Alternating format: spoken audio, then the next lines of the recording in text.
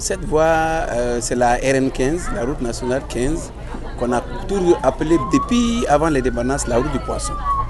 La route du poisson en ce sens que c'est une route qui servait du transport de poissons de Mopti en passant par Bandiagara, Bankas, Koro, Waïgouya, Ouaga jusqu'au Ghana. Au retour, la population payait du sel et des marchandises pour faire le retour sur le même trajet.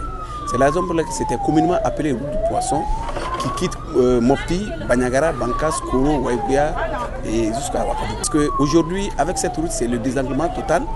Et celui qui quitte aujourd'hui à Bankas, Ouagadougou fait à peu près 400 km.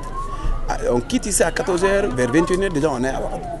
Et dès la construction de cette route, aujourd'hui, les commerçants et les producteurs des produits maraîchers de Waïgouya viennent toujours faire la foire de Bankas et de Koro. Donc ça nous permet d'avoir beaucoup de fruits, beaucoup de produits maraîchers. Et au retour, ils payent les céréales comme le mil, le haricot, le wanjou pour amener à Waïgouya et jusqu'à Ouagadougou. La route a deux facteurs d'intégration. Le premier facteur, c'est que ça fait une liaison entre le Mali et le Burkina. Ça, c'est le premier facteur d'intégration. Le deuxième facteur d'intégration, c'est que c'est une route qui a été construite par deux entreprises, une entreprise burkinabé, un consortium d'entreprises dont une entreprise burkinabé, une entreprise tunisienne, et contrôlée par un bureau d'études malien. Vous voyez combien de fois c'est une intégration.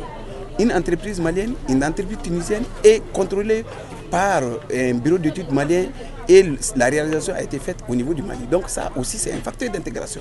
Et vraiment on salue aujourd'hui l'entreprise burkinabé qui a mis tous les moyens. Parce que c'est une route qui a souffert un peu avec l'insécurité. Ça a commencé depuis 2010 jusqu'en 2017 parce qu'il y avait de l'insécurité. Mais vraiment, ils ont tenu leurs promesses jusqu'à finir intégralement la route. Vraiment, c'est le lieu de les saluer et de les remercier infiniment pour les efforts qu'ils ont fournis. Cette route, on ne peut pas dire l'importance de cette route. Depuis la finition de cette route, avant, difficilement, on a 2 cars qui quittent Bamako pour venir à Bankas et aller à Koro.